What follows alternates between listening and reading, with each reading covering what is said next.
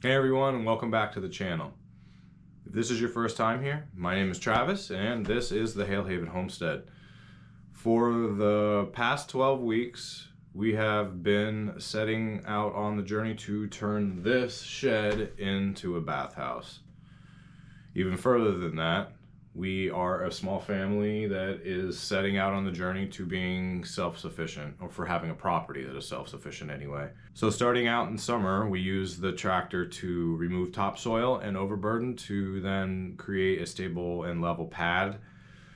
We drug the shed all the way down into its position, leveling it and putting it on blocks.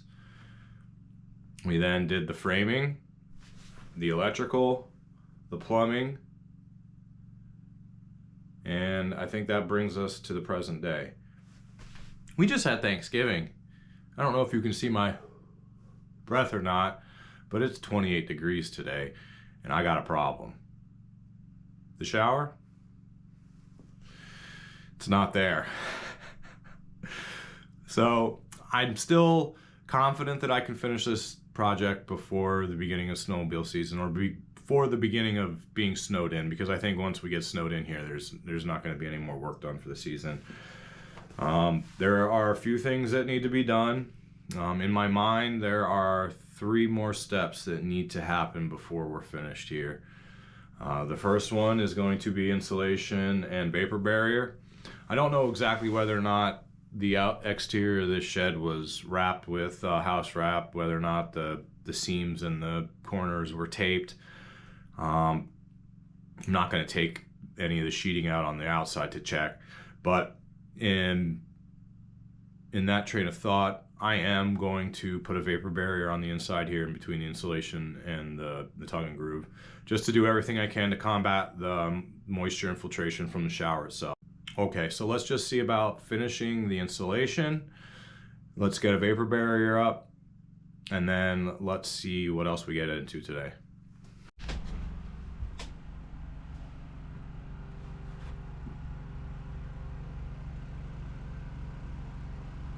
Can you guys see that?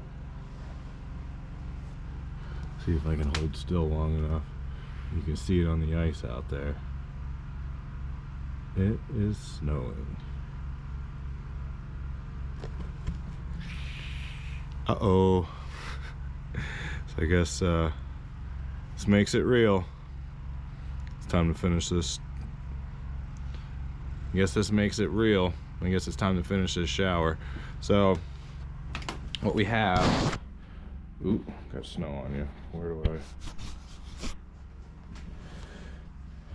So I'm conveniently forgetting to talk about the sink and the toilet, only because with the shower installed in the corner there, the sink is simple because it's just going to be 2 hose connector basically thing connects up to the sink, and in order to do the plumbing I'll have to have the valves on them, so I don't need the sink right away. The toilet is going to be an incinerator toilet eventually. I believe it's been ordered. I also believe it's on back order and that we are waiting. So in the meantime, we're going to continue doing with what we've been doing, and that's the good old glamorous cassette toilet, which is anybody who's used one of those knows how fun they are, but we are making it work. That's the theme around here. It's par for the course, is making it work. So we what am I talking about? The toilet, the sink. Again, they're not an issue, and that's the reason why I'm not really talking about them. So what we need to do though is throw an elbow on there and there to bring them out of the wall so we know exactly where they're coming, as well as an elbow coming out there and there, and the valves. I have the valves, so we may as well just put those on because it doesn't really matter what position they're going to go in. Or am I wrong? Now maybe the valves aren't going on because I'll probably need to leave the pecs exposed so that when the tongue and groove goes in, I can just put a hole rather than a notch You'll see when we get there. So I think we're ready to get going on this insulation. It's really kind of self-explanatory. Just stuff the insulation in and then staple some vapor barrier across the 2x4s up there to keep everything in place. I have some standoffs for the ceiling. They're basically just little metal rods that hold everything in place. And that's really it. So follow along and let's get started. It's okay that I'm using our kitchen shears that we cook with to cut this, right? Don't tell my wife. I guess there's got to be a better way. With a segmented X-Acto knife, it's probably the way to do this. If you know a better way, go ahead and put it down in the comments and let me know, so the next time I do this on the next build that I don't wreck, because I'm going to end up ruining a bunch of this. But kind of is what it is. We're learning as we do. It's a sailing channel I watch that is named that, and it's a very apt saying for sure. Learning by doing.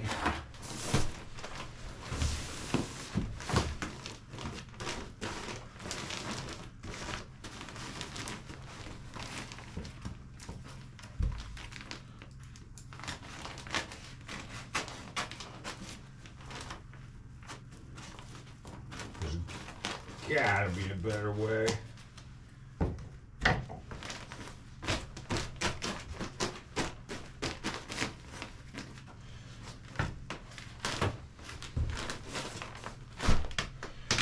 And then just kind of wash, rinse, repeat. Let me show you the next one.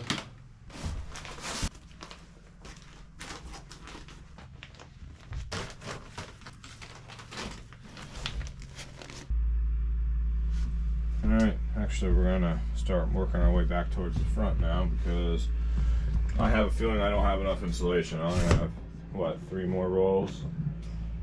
So I'm going to leave the plumbing exposed, because I have a feeling that not only am I not ready to put the elbows on yet, I have a feeling that once I get up and do the ceiling in the front here, I'm going to run out. It's kind of just as well, but it just kind of, again, is what it is. I want to say hi to my brother out there. He's up here helping me with firewood this weekend. I can't thank him enough, because 2 sets of hands, man, we're just getting twice as much done out here. So I'm not sure whether or not he even wants to be on YouTube, but here we go. Switch gears a little bit here so that we can make best use of our time as well as the materials that we have. I should have to do a lot less cuts if I use the insulation here up on the ceiling, saving me from having to do all of the cuts that would be required to move around the plumbing and the electrical. So I'm going to use the time I have in the best manner that I can. So let's see how far we get with finishing off the ceiling and getting the vapor barrier installed, at least in this one wall here.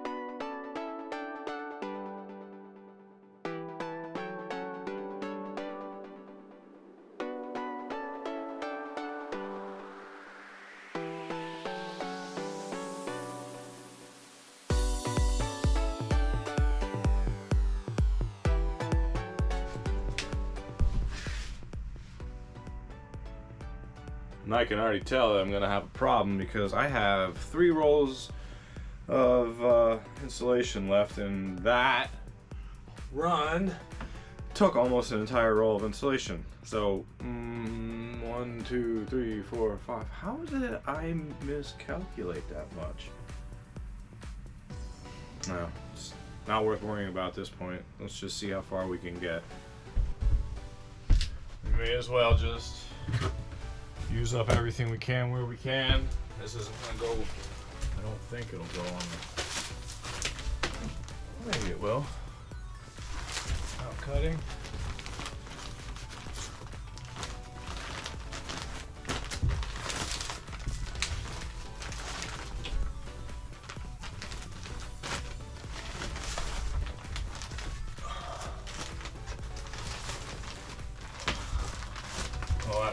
go a little better.